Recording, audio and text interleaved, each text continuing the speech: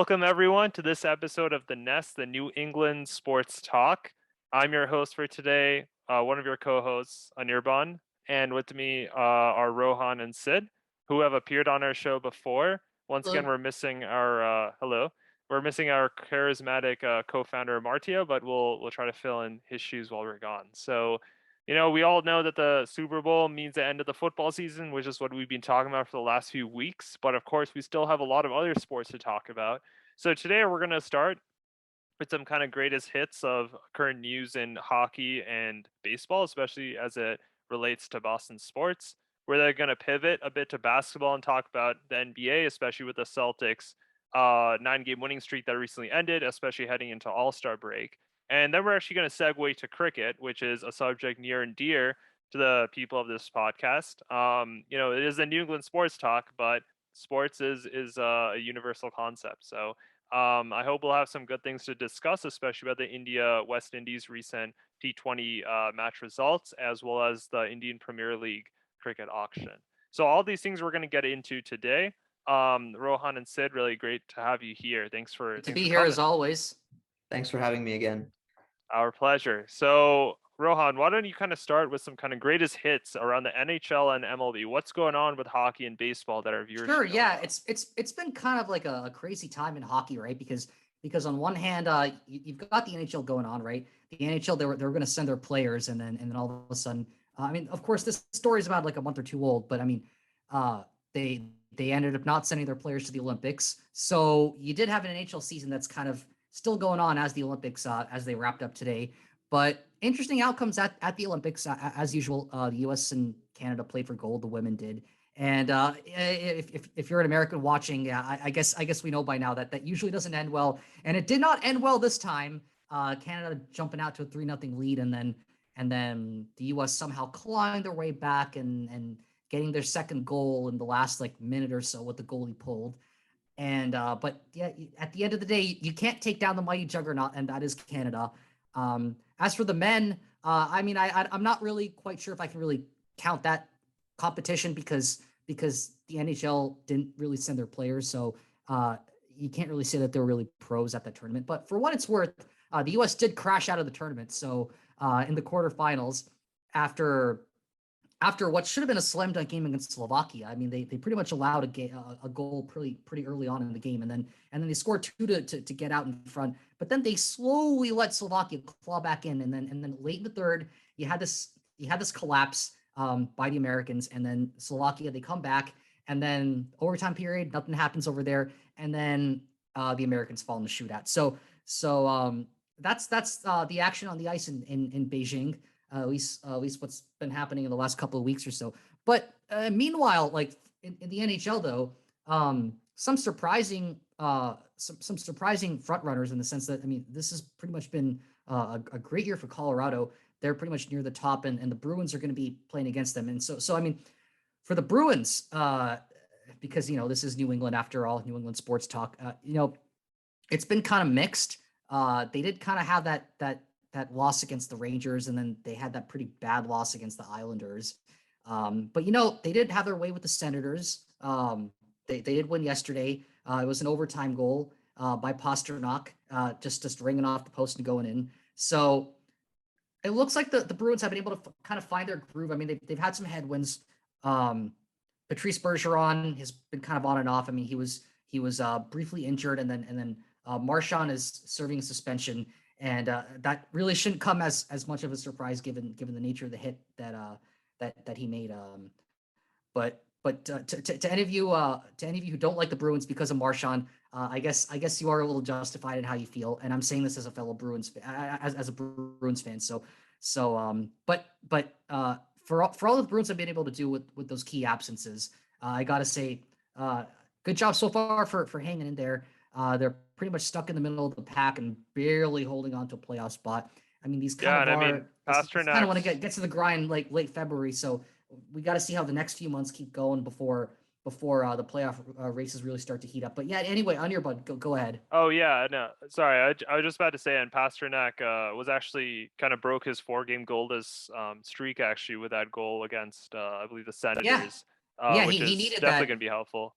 he needed that because I mean he had a cold December. He got hot in January and then kind of cooled off in February again. So it's kind of good to see that again. And I must say that the goaltending has been pretty good so far. I mean, like Swayman and Ullmark have been doing the job. They've been reasonably they've been holding the fort reasonably well. But of course I can't get to all of that without talking about the epic career of Tuukka Rask and everything that he's given the Boston Bruins for so many years.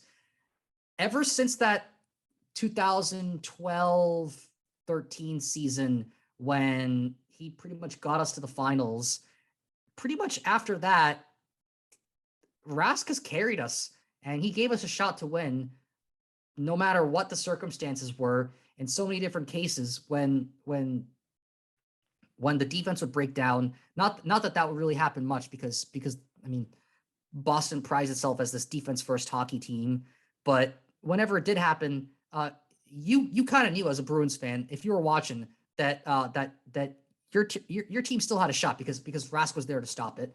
And I mean his goals against average was definitely far above average. So was his save percentage. And he's going to be up there in terms of the goalies, his contemporaries as goalies. I mean, the other greats in the game, Sergei Bobrovsky, Vasilevsky, or Henrik Lundqvist back in the day. By the way, congratulations to Henrik Lundqvist. Rangers just retired his number. But I mean, he's pretty much cemented his legacy as one of those top goaltenders in there. It is kind of unfortunate that he wasn't really able to get a ring. I mean, I'm sorry, not a ring, a Stanley Cup. While with the Bruins, I mean, he did get awfully close a couple of times, 2013 and of course 2019, that heartbreaker against the Blues in Game 7. But I gotta say, after that 2011 Stanley Cup win, when the conversation at the time was, what's the situation with Tim Thomas and what's the goaltending situation going to be in Boston, and Tuukka Rask was up for the task, and he pretty much delivered. Of course, no one is perfect, but time and time again, he has given the city of Boston and the Bruins organization so much. And for his native Finland, I mean, he must be the pride of that team. I mean, he's made Olympic appearances in the past as well. So he's competed for the Bruins as well as for country as well. And by the way, congratulations to Team Finland. They after winning the men's gold medal in hockey. So not that the two are really connected, but I did have to give it. I did have to throw that in there because for such a rich hockey tradition that Finland has, it's only fitting that they finally won a gold medal, especially after putting out so many great players, especially great goaltenders. In addition to Tuukka Rask, I mean, you could think of so many like Pekka Rinne, for example, spent so many years for the Nashville Predators. Yeah, I mean, the hockey tradition is alive and well in Finland, and congrats to them. And congrats to Tuukka Rask for the career that he's had. And it's up to the next guys, right? Ullmark and Swayman. And I've been particularly impressed with Swayman. I mean, pretty much last year, there was kind of this talk of, is he going to be the next in line? And I'm kind of starting to think so.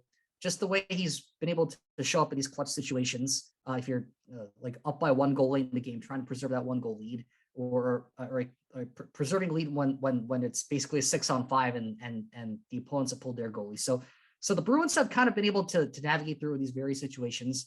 The only thing I'm going to have to see later on in the season whether the Bruins can hold up against tougher opponents. And of course, that matinee tomorrow, the President's Day matinee against Colorado, that's going to be a true test. So right now I'm not feeling too great about that, but I want to be surprised. So that's pretty much where that's at. That sounds good. Yeah. And again, just want to echo really quickly. I mean, congratulations to Tuukka Rask. There's an article in SB Nation just talking about all the various franchise records he holds with the Bruins, like most wins, most goals saved above average, second most shutouts. You can just go on and on about someone with that much longevity playing for us. So thank you, Tuukka Rask, for everything you've done. And yeah, of course, thank you, Rohan, for sharing that kind of brief headlines of the Bruins and the NHL. So maybe we can just really quickly move on to just kind of discuss the situation with baseball, how they're really continuing with the conflict of this lockout, and what do you think the implications are? Yeah, I've never seen a labor dispute because by definition, the last time MLB had a labor dispute was in 1994. and that was the year I was born. So yeah, in my lifetime, I've never seen I've never seen a labor dispute in Major League Baseball, because the last one happened before I entered this earth. But that aside, that aside, I mean, it seems like the last labor dispute was a player strike. This one is mainly a walkout that's initiated by the owners, and I kind of, without getting into the details, I can't help but sympathize a little bit with the players over here, because there's the system that the owners had kind of generated was one where they would vastly underpay the younger players, and then their justification for doing that was that they would be compensated later on in their careers when they would become veterans. But yes, they would fetch higher salaries, and of course, I mean, there's going to be a lot of people who are saying, oh, okay, why is this important? It's just the millionaires versus the billionaires. True, but there's a lot of players out there who are not household names, who just barely make it into Major League Baseball, who are not millionaires. And of course, you got to consider all the minor leaguers who are trying to make their way into the majors. And a lot of them don't really make a lot of great money at all. So if you look at the money situation, yes, some players make a lot of money, but if you think about it, the owners are really trying to squeeze every little bit out of it as they possibly can. And history does like support the notion that walkouts generally work in favor of management. The last couple of times that the NHL did it to their players, management vastly came out on top. And there was an NBA lockout, and there was also an NFL lockout. I mean, neither of those really canceled the season, but it did have the effect of kind of basically weakening the players' union and the bargaining power that they have. But where it stands right now, it looks like spring training is not going to start until March 5th, which if that's all it is from a fan standpoint, that's not bad. But historically, if you've looked at how these lockouts work, it starts with, okay, we're not going to cancel any games. Then it's, oh, we might cancel some games. Then it becomes, oh, we're going to cancel some games. And then it becomes, oh, we're going to cancel more games, or potentially a lot of games. And I think it really comes down to who's willing to lose more, because everybody loses at this point. The owners lose and the players lose. Of course, the fans lose the most, right? Because they don't get to see their favorite teams play on the field. And of course, I would love to see the Red Sox play on the field at some point this season, especially given their epic run last year, when I really didn't expect it. They pretty much came out of nowhere to mount an ALCS run and gave Houston a good run. They ended up losing, but the Red Sox really surprised me last year. I'd love to see them go at it again this year, and I'd love to see that not stopped by some sort of labor dispute. And I do understand, but while I'm saying that, I understand that it's still necessary, right? Because nobody wants to feel like they're being cheated, right? In this situation, I mean, I definitely do think that the players have a case, right? And if that angers management, then I guess it is what it is. But for the fans, though, it definitely sucks. I'm not gonna lie. But I do hope that we do get to see the Red Sox on the field at some point. But on an interesting note, if this does end up shortening the season, we could end up something like having a situation similar to 2020, where basically you have a shortened season and each game means a lot more. And if you're a regular viewer of the show, you've probably seen me rant in the past pretty regularly about how I think baseball season is too long. As much as I love the game, I just think that 162 is way too many. You don't need that many games to decide who's the best team in the league. That and playoffs, that's just insanity in my opinion. Of course, the traditionalists are going to disagree, but I kind of like the effect of a shorter season. We had them in 2020, and honestly, the 2020 season was probably one of the most exciting seasons I've ever seen. Yes, of course, it didn't go the way I wanted it to go. That's beside the point. Of course, congratulations to the Dodgers that year, but having a 60-game season, of course, it started in mid-July, so we ended up still pretty much having games every day. But if this does end up having the effect of bringing on a shorter season, that may not necessarily be a bad thing. And if there's some sort of external situation that really forces baseball to rethink its traditions, then maybe that's not such a bad thing. But we'll have to wait and see. Sounds, yeah, that I think that sounds like a good summary of what's going on. So thank you for providing that.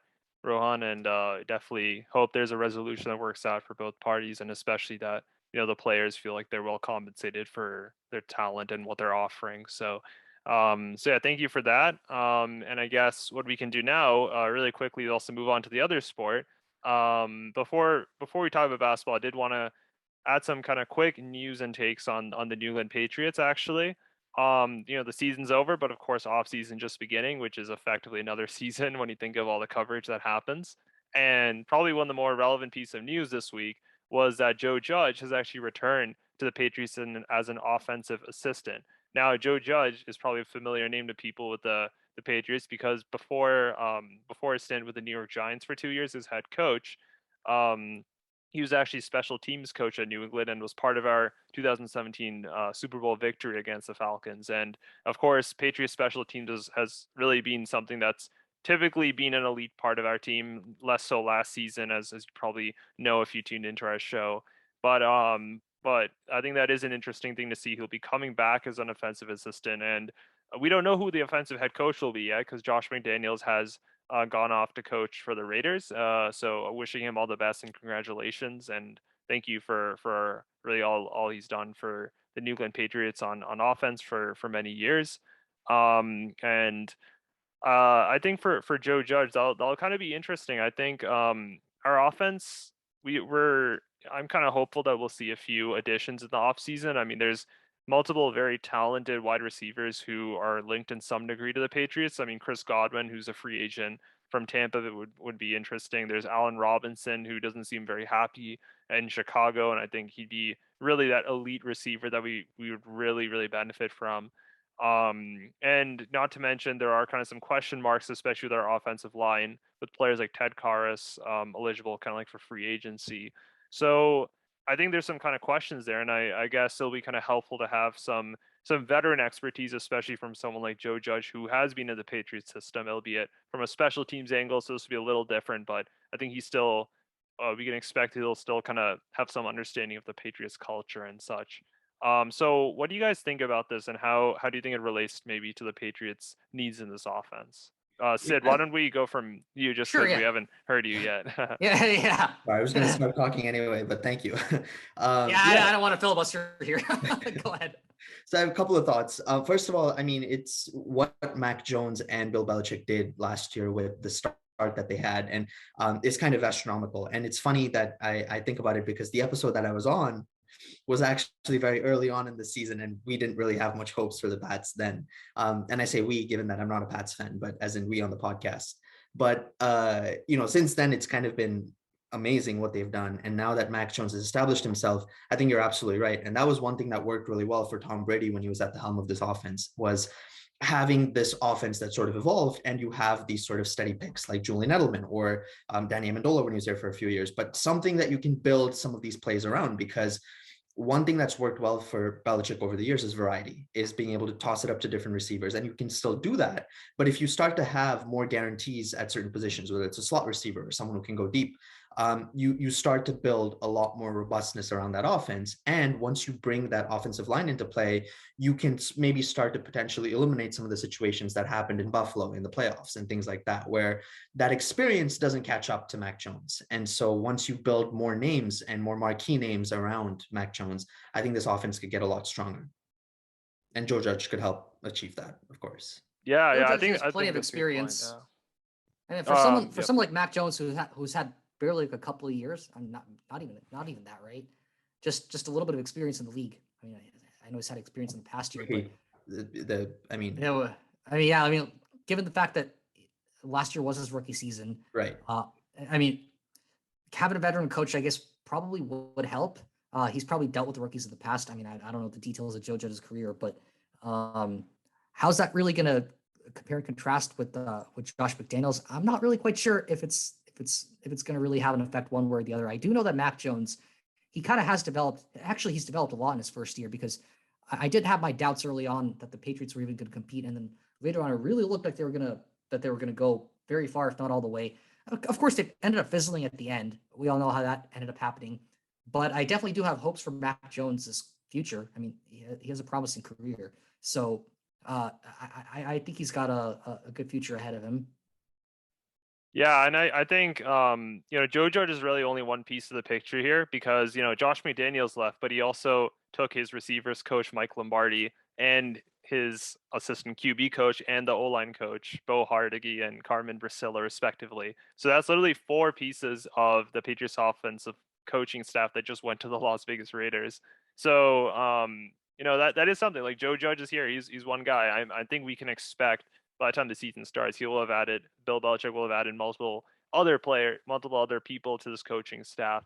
And we talk about flexibility. I feel like the titles here can be kind of misleading. I mean, we all know Steve Belichick was like, to be honest, I don't really know what exactly his role in the defense. I still think we don't necessarily know how much was between him and Bill Belichick.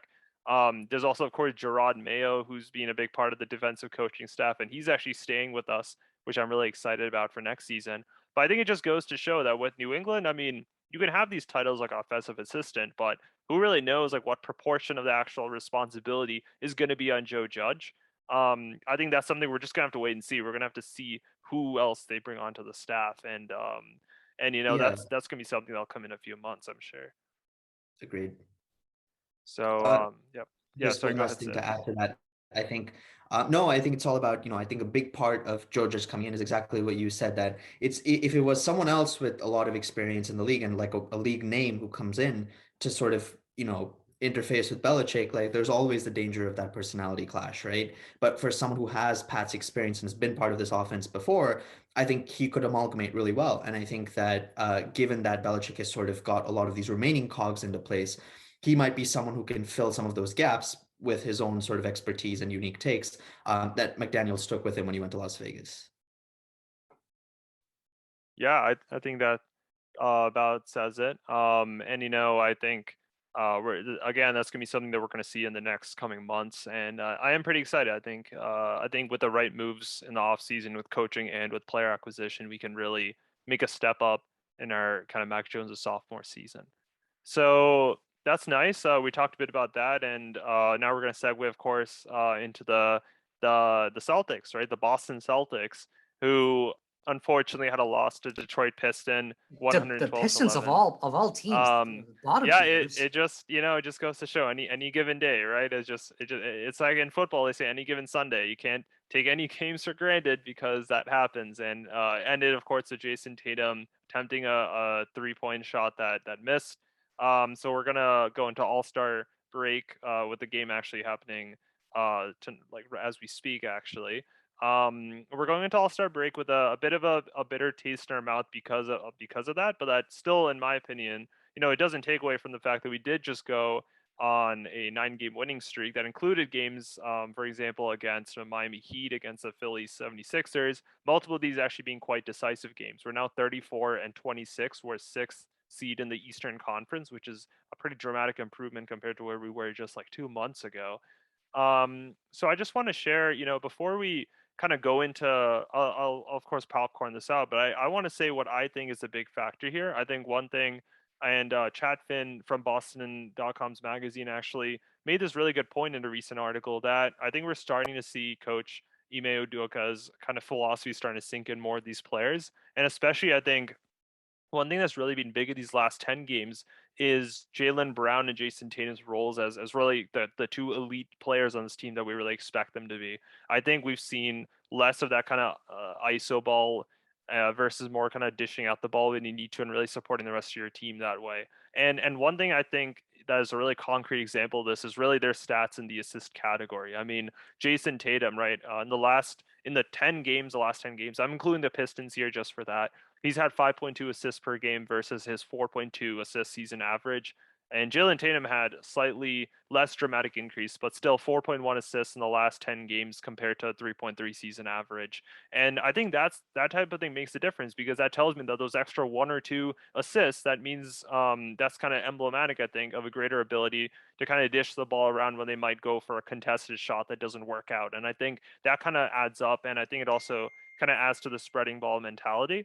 And that's also related to the acquisition of Derek White on deadline day. And Derek White has, of course, played a really nice role. He has 15 assists in the last 4 games. He was kind of brought in to be that kind of competent extra player who can really dish out the ball, who can kind of add to the offensive firepower. So I think that's been a really important thing for us too. Does anyone else want to kind of comment on this kind of change in maybe Jaylen Brown, Jason Tatum's style, how it relates to offense, and really our hopes moving forward? Yeah, I just want to echo exactly what you said. I think it's you start, if you look at the rise in Jaylen Brown and Jason Tatum over the last 3-4 years, right? And you talk about I forget, it was 3 or 4 years ago, or I think it's 2 or 3 years ago, when in the conference finals against the Miami Heat, right? How they, in that season, the things we saw were them sort of coming into their own as individual players. And I think now more and more, as you said, that coaching philosophy and that team philosophy are seeing them as the pillars of this offense and being able to sort of work and lead by using the rest of the team. And it's not like the other guys aren't playing well. You have Al Horford back at center, who's doing a good job. As you said, Derek White, I think, is huge. I was going to bring him up in case you didn't. The fact that you have that sort of third kind of second tier, not second tier, but like a very good player who can sort of run this offense and keep the offense going from the background, and not sort of like draw too much attention to himself as a Jason Tatum or whatever, right? And I think that's sort of, if you look at the way the points have been distributed over the past few games, is it's not like Jason Tatum or Jaylen Brown are having crazy 50-point games and they're just the ones kind of carrying the offense. You spread the wealth with 15 or 16 points amongst the other players, and that I think is contributing to it a lot. So in general, it's how they say in a lot of sports is, balanced teams win games, not strong players, right? And so I think that balance is starting to come into its own more and more. And obviously, with the loss against the Pistons aside, I think it makes for a much more stable team that will hopefully continue to coast towards playoffs. Yeah, absolutely. And I think, having that balance is really important, because if you look at the seeding of the teams and you look at really the top kind of teams of each division, you're going to really see really high assist kind of leaders on each of these teams for the most part, right? If you look at the Miami Heat, who are first in the Eastern Conference, you have Kyle Lowry showing up, who's 11th in assists. You look at the Phoenix Suns in the Western Conference, Chris Paul is leading the league in assists. The Warriors were second seed. Steph Curry has 11th in assists. I mean, the Bulls, DeMar DeRozan is 22nd, which is a little lower, but um, the Cavaliers, Darius Garland, who's an All-Star, has 8 assists on average per game, right? So, and then yeah, like I could kind of go on and on, but then you get to the Celtics, right? Marcus Smart is 25th in assists, and then Tatum's 41st in assists, right? So I think, we don't really have the players showing up in those top levels, and I think there is kind of some correlation here, right? When you have like teams that are really able to have people really passing the ball around, for the most part, the seeding kind of reflects that, right? You have the Suns, the Warriors, the Heat, the Bulls, right? All these teams that are really having assist leaders passing the ball around, and I think it really does pay dividends. So I'm hoping, this is kind of more of a modest kind of assist average. I mean, the elite kind of assist leaders tend to have, I think, upward of maybe even 10 assists per game.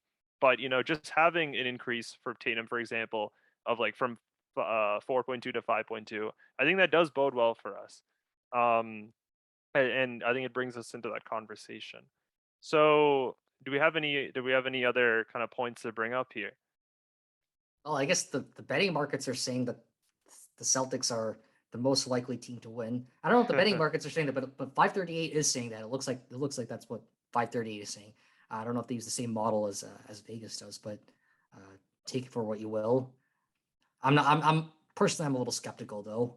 But you've dropped the nugget, so now now it's up to the viewers, right? Yeah, Yeah. I guess so. I mean, it is something, as Brooklyn Nets are kind of stumbling. There are a few teams that look like they're gaining momentum, a few losing momentum, especially heading into All-Star break. So, that'd be something I'd love to see. But it would really be a treat if Ime Udoka's first season with us ends in a championship. Not a bad way to start your tenure at any sports team. So, we'll be talking about that more going forward. But I guess today that's where we'll leave it, and we'll actually transition to something that is a little outside of New England, but I think still, like I mentioned, very Yeah, dear to some more of our more like podcasts. 8,000 miles outside of Um, New England, yeah, that's one way to put it. So we're going to talk actually about cricket now. So or even more, I Sid, think, sorry. or even more, I think, more Yeah. than 8,000 miles. But Yeah, anyway, well, Whatever. very far away. So, Yeah. Sid, why don't you kind of give us a little talk about what do you want us to talk about? Sure. Yeah. No, first of all, I want to thank Nest and both of you for kind of allowing me to talk about cricket on a platform like this. Obviously I'm a fan of a lot of the sports we've talked about today, especially football and basketball. And it's not often that we have a lot of platforms in the US to talk about cricket. So I'm glad that I have this chance, and I'm looking forward to our discussion. But a few things I wanted to bring up. So first of all, we're going to focus this mostly on India, given that I'm an India fan, and there's a there's a lot of news Same that's here. huh? Same here, and Same here. and probably we speak for a Anirban lot of too. the Indian diaspora out there. Of Yeah, course, there are probably a lot of cricket fans out there from the subcontinent, maybe fans of Pakistan, Bangladesh, Sri Lanka, of course. and of course, Yes, if you have your Australia, New Zealand fans, and probably even England, maybe. yep. But Even England. anywhere if you're from anywhere from any of the Commonwealth countries, I guess this part's for you. Exactly. Yeah. So we're going to start with, we're going to focus primarily on India. There's a lot of news that's come out both internationally and in terms of the IPL. And if we have time, I might just mention something about Sri Lanka as well as we talk about what's coming up. So basically, to give an overview, India just played and finished its ODI and T20 series against the West Indies, clean sweeping both the ODI series and the T20 series. This was the first series under Rohit Sharma as permanent, actually now all format captain. But his first win with Rahul Dravid in a limited over series against another international nation. And a lot of people are saying that, oh, this is West Indies, it's a relatively weakened team. But I think the sort of convincing way in which we won it, the balance with which we played, both from a batting, bowling, and fielding standpoint, is a really good sign. And there's a few, I think, key takeaways for me, and I will pivot to you guys as well as the takeaways from both the ODI and T20 series. But in terms of the ODIs, I think the biggest takeaway is who the man of the series was. So it's a relatively new bowler in Prasidh Krishna, who's only played 7 ODIs. He's taken 18 wickets. And his stat line for this series is something insane, where he bowled 27.1 overs, 4 maidens, and he only gave 68 runs and he took 9 wickets. And for anyone who doesn't necessarily have a concept of what this is, that for a limited overs, that basically means that his economy rate was roughly around between 2 and 3, which essentially means that per over in a game where typically scores can go above 250, 300, which means scoring at 5 or 6 runs and over, Prasidh Krishna gave about 2 or 3 max. And so I think that's a really good sign where we have a subcontinent pacer who can actually generate a lot of pace without moving the ball a lot laterally. So someone who relies on pace and bounce, using the length to his advantage. And I think those sorts of things are a very good sign going forward. Also from the West Indies, there's a few players to look out for. Many of them, because of these series, especially the ODIs, became names that were selected in the IPL, which we'll get to. Guys like Odin Smith, Romario Shepherd, Rovman Powell, Jason Holder, of course, who's a household name. And so that was a really good sign as well. There were some good signs for the West Indies, and Nicholas Puran's return to form is, I think, promising for them too. But the other thing I want to talk about is India's middle order, which has been in flux since the 2019 World Cup, where that was a big reason as to why we lost the semifinal against New Zealand. But with the rise of guys like Surya Kumar Yadav, Shreyas Iyer, Rishabh Pant, Venkatesh Iyer with the bowling option, Deepak Huda playing as well, I think these guys really strengthen our middle order, and there's more guys to come. So with that, plus the firepower of Rohit Sharma, KL Rahul, and Virat Kohli up at top, I think India's batting is looking much more solid. As always, the problem remains the all-rounders, which especially when we don't seem to have a lot of batsmen who can bowl, which might be a little disadvantages for us against top countries like Australia, New Zealand, and England, and South Africa as well, as we saw a couple of months ago in that series down there. But I think that with the rise of guys like, or the comeback of guys like Ravindra Jadeja, Hardik Pandya coming back to bowl, Venkatesh Iyer, as I just mentioned, and a few other spin all-rounders like Jayant Yadav, Washington Sundar coming back, I think some of those problems will get fixed as well. So I think overall it's a really good sign for India. A lot of variety coming up against Sri Lanka as well. But yeah, were there thoughts for you guys about how the series went, about takeaways, things we could do better, anything like that? Just surprised at how lopsided it was. I mean, I generally know that India's a stronger team than the West Indies, but I didn't really expect it to be this much of a blowout, really. Of course, the last couple of T20Is were fairly close, but I was kind of surprised with the fact that India put up a total of like 185 in the second T20I and somewhere in the 180s in the third one. And that pretty much came down to the wire, came down to essentially the last over. Yeah. which kind of tells me maybe 180 is not such a high score that I used to think it was. 9 and over used to be a slam dunk back in the day, Yes. and it seems like that's the bare minimum right now. I don't know if it's anything with the nature of the game or whether it's just the nature of Eden Gardens and the pitch that exists out there in Kolkata, but I was just surprised at how close the last two were, given the fact that India put up a 180 plus total and it came down to the last over when they were defending. Absolutely. And you bring up, I think, three very important points. First of all, we'll talk about the outfield. So Eden Gardens is notorious for, first of all, you're in Kolkata, one of the hottest places in India, one of the most humid places in India. Dew sets on very quickly, and in general, the outfield slopes out more than most grounds in the world. So as it is, any sort of movement of the ball towards fine leg or third man, behind the wicket, I mean, the ball just runs. And so my dad actually grew up in Kolkata, and I was talking to him about the series today. And he was saying that, when he used to go watch games in Eden Gardens in the late 80s and early 90s, he would happen to be sitting behind, kind of the pavilion near the third man and fine leg. And there were times when a regular ball, even if it was just defended, the ball would hit the ground and fly. So it's almost like there's many names for it, but the name that often gets tossed around with Kolkata's outfield is electric grease, just because of how quick the outfield is. And the fielders have a lot of work to do, especially the sweepers on the boundary. So that definitely contributes to it. And I think to your point about how close it got, Rohan, I think the big thing is the West Indies depth. So with the ODI, one of the issues I think that the West Indies really has to solve is their top order batting. And I think one of the ways they can do that is if they have such a depth of all-rounders, unapologetically play them up the order. Don't pick specialist batsmen just to pick specialist batsmen. Guys like Shamar Brooks, guys like Kyle Mayers, who actually did okay in the T20s, but who are up and down, Shea Hope even.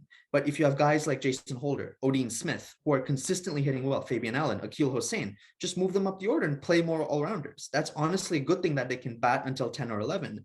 But why should it be the case that they're only able to push towards 150, 160 in these T20 games only after they lose 5 or 6 wickets, right? That's, to me, a telling sign. And I think it speaks to the fact that the game is not over until it's over. And these big hitters like Odin Smith, the name keeps coming up, can just hit the ball a long way and keep those games really close. So the West Indies are a very good T20 side. And especially Eden Gardens is a favorite chasing ground because the dew sets in, ball comes onto the bat really well. Well-timed shots, even if they're not super well placed, will fly to About the chasing though, I just kind of want to stop you there because I guess it matters more in like in a test match or an ODI because the innings last so much longer. But in a T20, because the innings are so short, because the other side bats briefly after the first side bats, does it really matter as much whether you bat first or bat second? So that is a good point. And I think with Eden Gardens in specific, and we saw this in the UAE as well with the IPL and the T20 World Cup, is it does tend to matter just because the wear and tear on the pitch does degrade the pitch. And as the even after 20 overs? Even after 20 overs, because what tends to happen is that bowlers are running onto the pitch, the ball gets older, and even the running back and forth does tend to degrade it. So it's not like in test matches, for example, the team batting second usually has an option to roll the wicket with a heavy roller or whatever it is and smooth out some of those cracks. But as the wicket degrades and spin gets more favored, if the ball is gripping because it's wet, you're not going to get turned on the ball, which is one of the reasons why India went with the pace-heavy attack today, despite playing in a ground where two spinners had done the trick before. So bringing in that extra pace in Harshal Patel, who was able to take the pace off the ball and sort of roll his fingers on the back of the ball, bowl a lot of cutters, he was able to get that purchase off the surface and prevent the ball coming onto the bat really well. That's why we played one less spinner, because the spinners bowl at such a pace that if the ball doesn't turn, you can either wait, get outside the line of the ball and just pull it like you saw Romario Shepherd do today. And Surya Kumar Yadav and Venkatesh Iyer. So that's the big thing, is that Kolkata is famous for chasing even after 20 overs, because even when a little bit of dew sets in as the time gets later, it's just going to make it much easier. So I think it speaks to India's bowling strength that it was able to restrict a rampant West Indies side. Yeah, and I mean, if you look at kind of like the post-game analyses, this was more from the test match, but Surya Kumar Yadav specifically did say that him and Rishabh decided to end up hitting like square with the square hits, which I guess generate a lot of the power you were talking about, precisely because of the weather conditions with the dew. So I think that was kind of good on that part. And I think especially like you mentioned, their coming on to bat really did kind of change the complex of our turn in that regard. And I also wanted to mention, I think you're mentioning kind of some of the young players here, and I think one guy, of course, who was it was really good to see was Ravi Bishnoi, who was actually ended up being player of the match, and is really his first match for the Indian national team. And there were also the team that we fielded, especially for the test match, had multiple kind of younger players, and including him. And I think that's something that we can kind of feel pretty good about going forward. That we're giving them this kind of experience, and it's, I kind of think about it a little like international friendlies in soccer, where each game individually might not be getting you towards a championship, but they do kind of impact your coefficient for the World Cup. So it's kind of relevant to cricket as well. But I think it's also really about giving especially young players some time in the national team, because no matter how good you are in the league, the IPL or what have you, playing for your national team really does come with a lot of extra pressure, a lot of extra scrutiny, especially when you're playing for a national team like India's, which is used to really high performances and really demanding a lot of their players. So I think it's really good to have a player like Ravi Bishnoi come out and really bowl really well. And I think it's gonna be pretty exciting to see what players like him can kind of do, as well as I guess players like Ishan or Shreyas. Absolutely, yeah. And to that point, I think one thing that India has done not such a great job is any hot prospects like Ravi Bishnoi is rushing them into the national side. They did that with Devdutt Padikkal in Sri Lanka last year. And a lot of times that's even just ruined their careers. Look at Prithvi Shaw. Prithvi Shaw was rushed into the national side and he had a few initial good games, but now he's really fighting for his place to come back into the side. So I'm glad that they took their time with Ravi Bishnoi. And I don't see him as someone who's just going to be a permanent fixture immediately, given his age. The fact that Kuldeep Yadav has made us come back in the ODIs, the fact that Yuzvendra Chahal is bowling well, we have two solid leg spinners who are and Rahul Chahar right behind them. So Ravi Bishnoi has a chance to work with these guys, and even if he's just part of the squad but training and working with them, it's going to be a lot of good experience for him. And as you said, trial running in series like against the West Indies or even against Sri Lanka will really help, because those kind of not as well developed sides, and in playing at home, will really help get used to just playing international matches. And I think that eventually in the next 3-4 years, you move him overseas, and that might be something that he can be contributing to as well. So that's a good point. So are there any other points about the West Indies? If not, I was going to move on to the IPL. Any preview for the Sri Lanka series? Yeah, so I was going to do IPL and then Sri Lanka. Okay. All right. Yeah, a brief thing on the IPL, and we can talk about Sri Lanka, because I do want to talk about Sri Lanka. There's a lot to discuss there. Actually, what do you guys think? You want to do Sri Lanka first? Sure.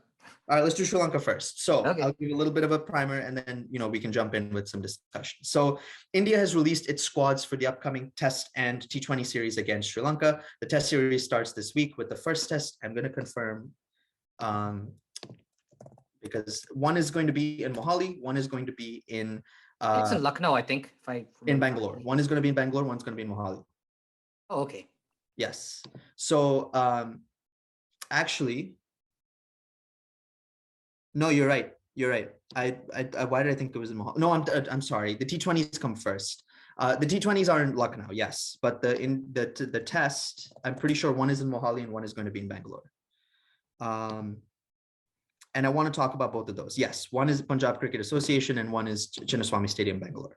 So two very different grounds. And I think it's very interesting because a few things with the squad. So first, I'm just going to, I'm not going to read out the squads, but you guys, it's in the doc. But basically, the big thing with the squads is they've sort of gone for a lot of variety here. We'll talk about the Test squad in a second, but I want to just touch on the T20s real quick. I think it's really interesting that we see a lot of the same names we saw for West Indies. It's pretty much the same squad. The key thing here is we're missing KL Rahul again because of injury. We're also missing Washington Sundar because of injury. We're missing Ravichandran Ashwin because of injury, and we're missing Akshar Patel because of injury. So it's given a lot of opportunities for guys like Ravi Bishnoi, Kuldeep Yadav to come back into the squad. Yuzvendra Chahal as well. Avesh Khan didn't have a great game today, but he's back in the squad. Harshal Patel, Mohammad Siraj makes it back into the squad. Bhuvaneshwar Kumar and Bumrah is coming back. And so our bowling is looking really strong, and they've sort of only picked the batsmen who they're pretty much going to play. So Ruturaj Gaikwad makes a comeback, Deepak Huda is in the squad, Shreyas, Venkatesh, both Ayers, Surya Kumar Yadav. So, and the big inclusion is Sanju Samson and Ravindra Jadeja come back into the squad. So we have a good mix, and I think that we're definitely we're a little light on the all-rounders again, missing Hardik Pandya once again. But I think it's going to be a really good comeback for Ravindra Jadeja and a chance for guys like Deepak Huda to show that they can bowl. So I'm really excited for this T20 side to shape up and for Rohit Sharma to sort of establish his rapport with both Rahul Dravid and his team. So I'm really excited for that. Any thoughts on the T20 team? The T20 looks pretty good. I mean, as it is, it's a pretty convincing, 3 convincing wins against the West Indies. Of course, the last 2 are like a little bit too close for comfort, but I am kind of surprised with just how well the chemistry is kind of gelling, right? After Ravi Shastri after he left the team, and now that Rahul Dravid is the new coach. I mean, anytime you have that coaching transition, there's going to be that adjustment period where new players kind of have to get into the groove. I think Dravid kind of fills in kind of like fresh blood in the sense that in the sense that I remember back when Rahul Dravid used to play. In fact, my very first memories of watching cricket were back in the day, in like the mid 2000s, when the core of that batting order was Tendulkar, Dravid, and VVS Lakshman. And like those are pretty much Ganguly as well. So like, and now he's had a BCCI. So like, so now like that pretty much like was the core of the team, and then you had your core of bowlers like Irfan Pathan and who like Harbhajan Singh. So I mean, granted, that was like 15-ish years ago, 16, 17 years ago, but definitely brings a newer perspective to the game than say someone like Ravi Shastri. I mean, this is not any slight of Ravi Shastri whatsoever, but I just kind of feel that he would he would do a better job in connecting, especially with the younger players, because there is a lot of young talent, especially with Venkatesh Iyer. Like he pretty much put on a show earlier today in the third T20I. And granted, he's only been playing international cricket for a little over a few months right now. Yeah, so he's his next breakout star potentially. Yeah. So if you look at all that, and I do kind of like to see the fact that that Virat Kohli has kind of handed over the reins to Rohit Sharma, and I mean I like Kohli as well. But it's going to be interesting to see how Rohit Sharma manages the team on the field. Yeah, agreed. And I think honestly, what we've seen so far, I mean, you're looking at a 5-time IPL champion captain in Rohit Sharma, right? Someone who has led a team, and it's such a revelation when you have Surya Kumar Yadav, Jasprit Bumrah, Ishan Kishan all in one team. Jayant Yadav plays some games too. So, he's used to leading these guys. He's gone along with a lot of these guys. And I think that Virat Kohli I think some people are unfair to Virat Kohli and what he's done for the game as a captain.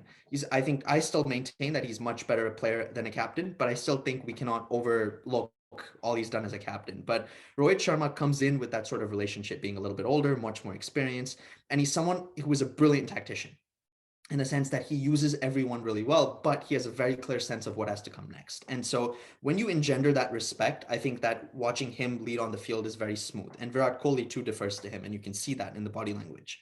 But so I agree as well. It's going to be interesting to see now that he's established himself with this one win against the West Indies, how he goes against a spin-heavy side. And we haven't really talked about Sri Lanka, but Sri Lanka just coming off a loss against a 4-1 loss in Australia, which is difficult because Australia is rampant at home.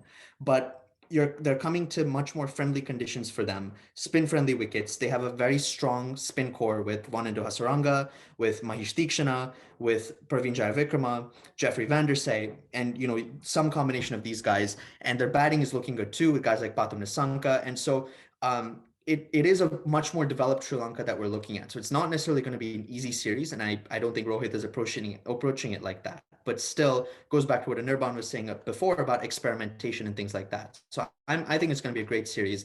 And as you said, like it's really picking off well with Dravid from Shastri, and I'm very excited with the experimental nature of how things are going.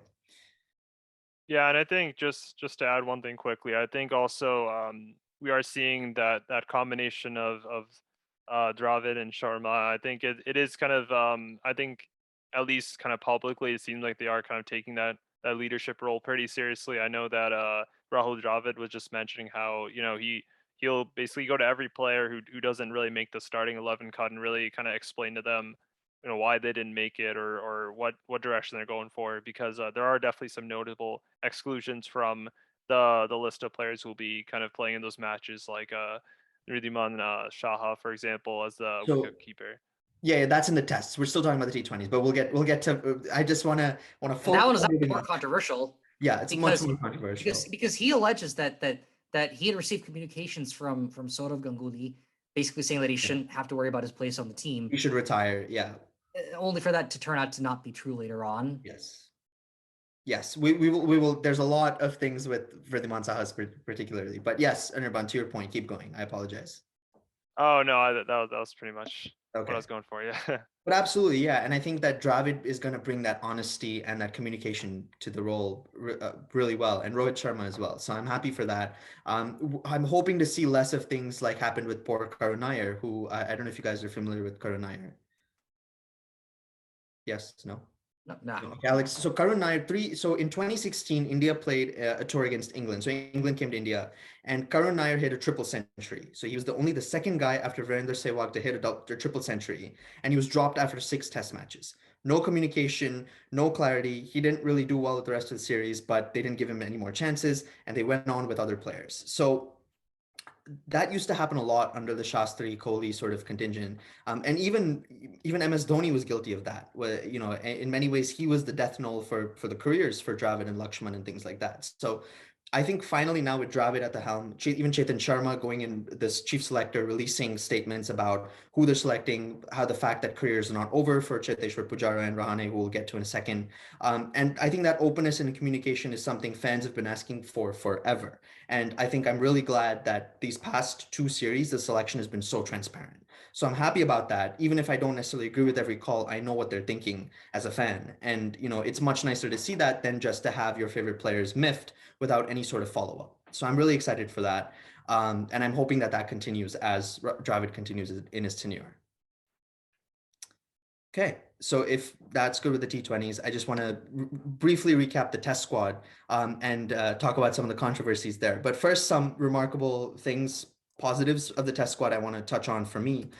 So I'm just going to read the test squad real quick, and because we're going to spend a little bit of time. So Rohit Sharma is now the permanent all-format captain. Mayank Agarwal makes a comeback, and I think he's going to open in the first test. Priyank Panchal, for a lot of people who may not have heard of Priyank Panchal, has been a household name for the India A team for a while. He's India A captain right now. He did really well in the South Africa games, the India A games in South Africa. And he's someone who is sort of experienced enough in the domestic circuit and working with a lot of these guys that I think he finally should get his go. And it's a good opportunity with guys like Rahul missing from the team.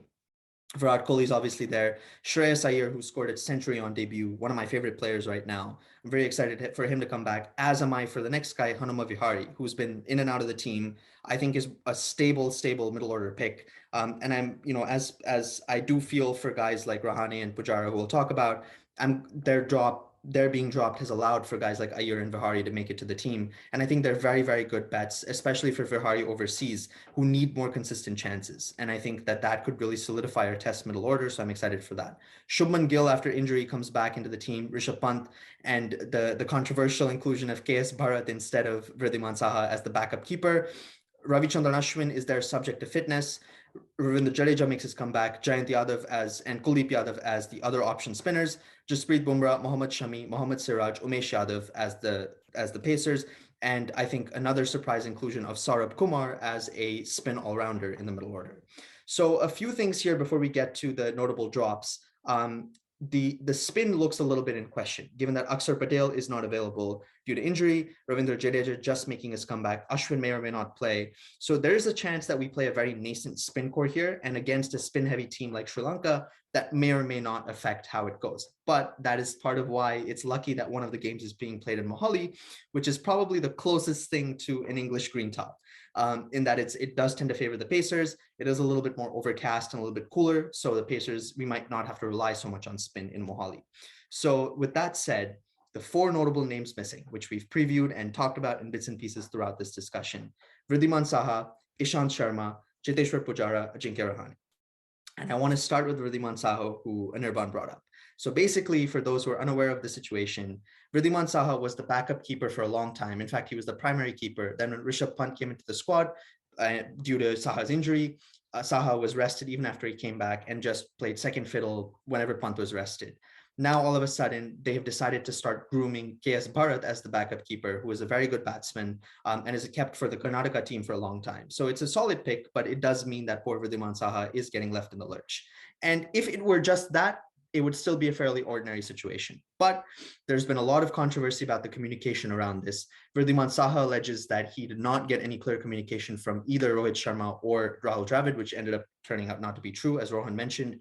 But at the same time, he has now posted this WhatsApp message on his Twitter feed from a journalist who tried to basically goad him and push him into a conversation, guilting him by saying things like, there's only one keeper, you can't argue, but you have 11 journalists to choose from. Why would you not make the right choice? And he's basically crapped on India's journalistic integrity, and that's led to a slew of responses, both from the journalist side, from the player side. People are calling for him to release the name of the journalist. But in general, it's not been a very ceremonious dropping of Vridhiman Saha. And while it still may not necessarily be the death knell for his career, it is putting a lot of things into question, especially when he alleged that he had no communication at all. So I'm curious to know what you guys think about the situation, especially given that this is not uncommon in other sports. We see it with KD, we see it with James Harden, we see it with, there's all these parallels, right? So what do you guys think about the situation? I guess if he had to get cut, he had to get cut. And I mean, I trust Rahul Dravid's judgment over here. But I do appreciate the fact that, like you mentioned earlier, he's kind of making it clear as to why that's happening. But I do kind of will still criticize the miscommunications that allegedly happened along the way. Of course, we don't know what's true and what's not true. But assuming that Shah's right, and that basically was told by Saurav Ganguly that he doesn't have to worry about his place on the team, then that's a little bit more troubling, because then the question becomes, what did Saurav Ganguly know?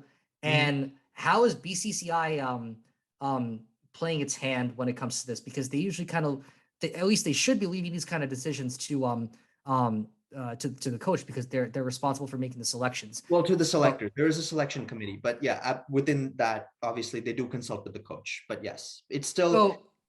Sorry.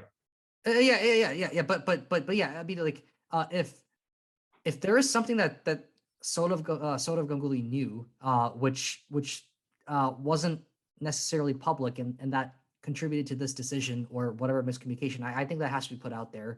I look, at the end of the day, if he's not selected, that he's not selected, and that's that. But I just think that this process should have been a little bit more transparent. I mean, like, I'm less likely to believe that Dravid is at fault just because of his coaching philosophy, but I am interested in hearing more from Saurav Ganguly. Yeah. Go ahead, Anirban. Yeah, I definitely think there's probably some more that'll be uncovered in the last few days, and it is one of those things that's really hard in sports. Like the transition between kind of generations of players can always be really difficult, and I mean, Sa's inclusion has been since 2010.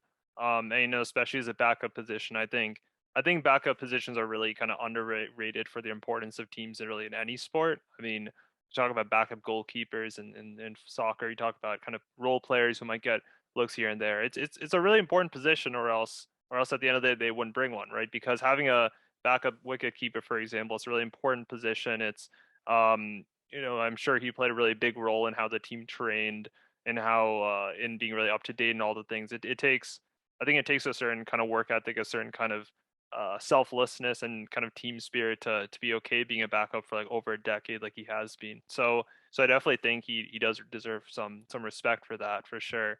But I guess at the end of the day, like Rohan says, I guess there always comes a time when there has to be a time for a transition, and I guess again I think the full story here is something that's going to take some time to unravel. But I guess at the end of the day, if this decision was made purely on I guess sporting merits, and that's I guess what people in Dravid's camp are arguing, then I guess in that case it kind of just makes sense as a tactical move. But yeah, I think that is important to keep in mind. It's always kind of hard to transition, and I don't think it's mutually exclusive to really be grateful for someone's contributions to the national team, and at the same time think there's some benefits to going in a different direction too. Yeah, no, well said, both of you. I think, Rohan, just I want to respond to what you said about how getting cut is part of the job, right? And I think that, definitely the BCCI has never been great at communicating. I mean, right from when Ganguly took over and with Jay Shah, I think they've just not been great about saying these things. And it was the same situation with the Kohli captaincy thing, where Kohli had one story about how they just sort of told him, and BCCI is getting involved. And when I say BCCI, I mean specifically Ganguly and Shah, not the selection committee. When the two of them get involved, it's sort of like they're forcing the hand of a process that exists for a reason. And I think that now the way the selection has gone, just very particularly in the last 2 weeks, is a lot better in the way it should look. And I hope that, Saha's dropping was part of that process, even though he kind of says it wasn't. And so it likely means that there's vestiges of that sort of random interference that shouldn't be there. But then again, we don't necessarily always know the truth. And I'm more inclined to believe Dravid, given how open and honest he's been and what a player he was and what kind of the way he sort of led his career. And it was very clean, very above the books. And it's much easier to believe someone like that than a player who's sort of been in and out. And Anirban, to your point about backups and the roles of that, right? It's funny because in terms of generations, when you think about what Saha did and the sort of contributions he made, he's honestly a relic. And I say that in the best way possible, because he was picked and part of the team purely for his keeping abilities. He's a fine batsman. But more and more now, like in the olden days, even until the mid 2000s, I would say, in Test cricket, the role of the keeper was just that, to keep. It was usually not to bat. You take someone like Syed Kirmani, take someone like Fawad Backus of the West Indies, take Dinesh Ramden of the West Indies, or even what's his name, Prasanna Jayawardene of Sri Lanka, Tim Payne for Australia, Brad Haddon for Australia, BJ Watling for New Zealand. So there's all these examples of pure keepers who don't necessarily are not there for their batting ability. And now more and more with guys like Rishabh Pant, with guys like Alex Carey, with guys like Joss Butler, who sort of are there for their batting, and the keeping is whatever they can keep. But Saha was one of the finest pairs of gloves ever. I mean, he was a brilliant, brilliant keeper.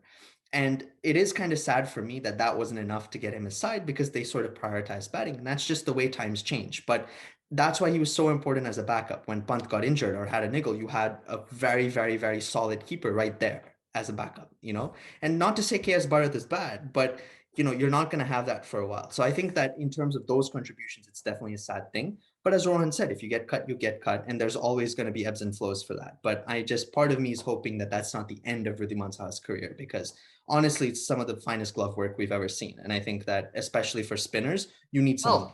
Well, it's not necessarily the end of his career. I mean, it might be the end of his playing career, but he can still be an analyst or a commentator or whatever it may be.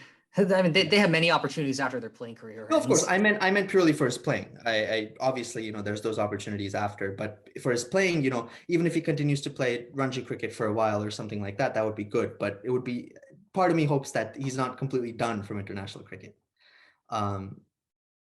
Yeah. Okay. So the last thing I think I think we, maybe in interest of time, we don't have to go into the IPL, but on the series, the last two guys I want to talk about are Pujara and Rahane. So just a little bit of a background on, especially, so Pujara and Rahane have had a very topsy-turvy last couple of years. In 2018, when India went and won in Australia, Pujara was the man of the series. He hit 3 centuries. He was on top of his game. And basically since then, he's done not much. Rahane, in the 2020-2021 series, basically Kohli had to leave for the birth of his child after the first test, which we were humiliated in after getting bowled out for 36. Rahane then stepped up with a magnificent century at the MCG to lead us to a win at the MCG, and then eventually a 2-1 series win over Australia, which is the second time we've won in Australia after the 2018 series. And this was against a full strength Australia. So it was a huge accomplishment. But in the series after that, in the England series, he had a couple of key 40s. In the South Africa series, a couple of interesting 30s and 40s, but no big scores since then. They've both been dropped in order to make way for subcontinent players like Iyer and Bahari. But what do you think this means in terms of their careers? How are you guys feeling about that? Any thoughts?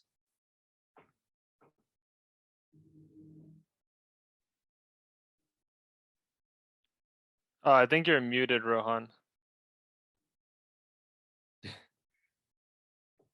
Sorry, I thought he was. Yeah. I couldn't hear the last part. Oh yeah, sorry. I was just saying that basically, I was talking about how they've been up and down and sort of topsy-turvy when they're in the last 2 years, with Rohan doing really well in Australia and then sort of falling off in England and in South Africa after that. And so, and the England series at home. And so what does that mean for their careers? What do you think it means? Like, is the fact that they have these once in a while gems good enough to keep their place in the side, or is their consistency or lack thereof? Yeah. Yeah. I mean, like, because it just shows that they have that kind of potential, right? If they can put up those kinds of numbers, I mean, even if it is a single match, you can always look back into, okay, what happened there? What happened in that match, and how can that be replicated? It's not like they've shown what they're capable of. Maybe they haven't just been able to manifest it on the field always. But if they do have potential, then it's up to the coaching to really bring their performance up to their potential. So I if they've shown that they're capable, I don't really put this on the players. At this point, it's the coach to really bring them up to up to that level on the field. Got it. Makes sense. And Anirban, I'll let you respond too, but just to play devil's advocate, Rohan, for a second, these are guys in their getting to their mid-30s. They're close to the ends of their careers. You have younger guys like Ayur Vihari and among others, Shubman Gill, who are much more consistent right now.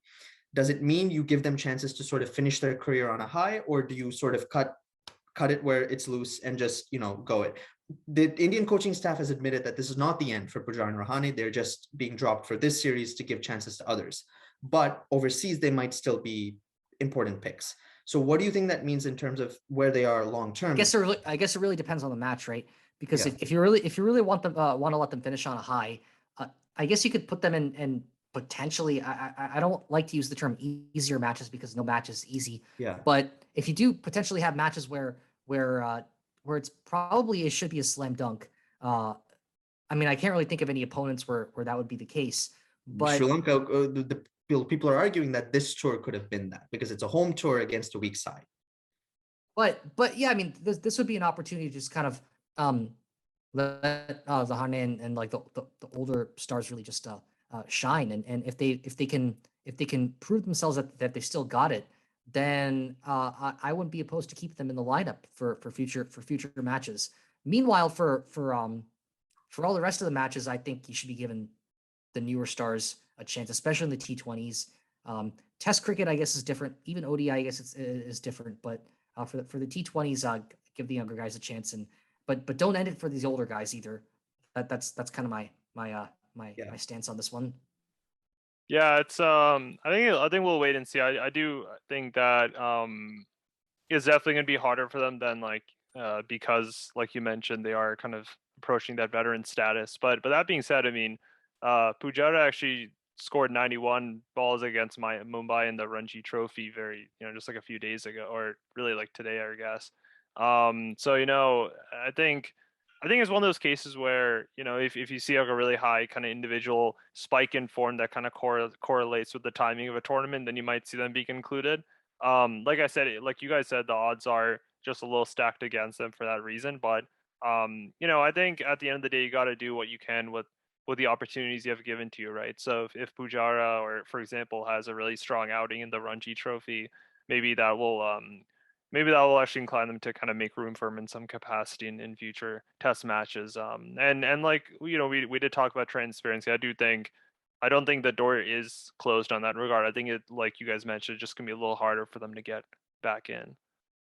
Yeah, definitely. I think that's a good point. And, this is their time to shine. And I think that, now they're sort of going to really be taking it seriously. And I do think that they'll be given at least a couple more chances to end their career. But it is interesting. I think they're both aware that they're sort of ready to be phased out. And either way, at the way they are in their career, they want to finish playing for India's national team, especially, Rohan, to your point, when they're not considered for the limited overs at all.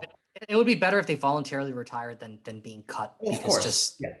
Yes, and I think that's what they want too. And so they're hoping that at least in the next one or two tours that's coming up, probably by the end of this World Test Championship cycle, they play at least an important role in one of these series. Probably my guess is the home tour against Australia when they come at the end of this year. And so if they're fit by then, if they're ready by then, they play that. And my guess is that both of them will be slowly ready to retire after that. But time will tell. And I think it's interesting that they've been dropped, but it does give them a bit of a wake-up call, I think. Thoughts? Sorry? Just interesting thoughts. Yeah, I know. It's a lot to think about with these two guys because they've been around for a long time. They've made very important contributions, but as it is, it's the changing of the guard, right? So it's interesting to see how the Dravid and the selection committee deals with it. And I Yep. think, So yeah, yeah, that's it. That's all I wanted to talk about, I think. Thank you guys for indulging me. It's always good to have it's always good to bring on an expert, at least in a different sport. I mean, we are trying to expand this into other areas, and of course, it's always great to have uh, an expert on cricket.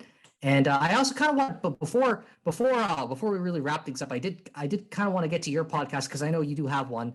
I believe it's called Direct Hit, and just tell everyone who's watching, everyone who's listening, where what it is, where you can find it, and any details you want to offer on that. Yeah, thank you. Sorry, I was so engrossed in the discussion, I forgot. Yeah, yeah. Thank you for reminding me. Yes, so a lot of this cricket discussion for me started with the Direct Hit podcast. Shout out Samya Mehta for creating this early 2020. This was a pandemic project. Basically, you can find us on Instagram and Spotify. We've released 17 or 18 episodes. Just go check it out. It's really good. A lot of it is not necessarily recapping current cricket, given that we started during the pandemic when there was no cricket, but a lot of it is about our personal experiences with the game, how we got into the game, about associate cricket, about World Cup cricket. So for anyone just looking to get a perspective on some of the way cricket has progressed over the last 2 decades, definitely go check it out. I will also note that we do have a TikTok page run by me, and I'm making a lot of instructional videos on how you play cricket and things like that. So if you listen to this podcast and you don't know much about cricket, that would be your first stop shop, just so you can get aware of the game, and then you can go back to Instagram and watch some of those episodes. We will be resuming later in the summer, hopefully having some of these guys on the podcast as well. But yeah, thank you for listening, and hopefully you can go check it out. And thank you, Sid. yeah, great. Thank you, Sid. And I guess this will conclude our episode of The Nest. Hope you guys enjoyed a slightly different take. We did manage to talk about a lot of different sports to varying degrees this week, and we'll try to do that going forward too. So yeah, have a great rest of your long weekend, and we will see you in a few days. Take care, everybody. Thanks, guys. Peace.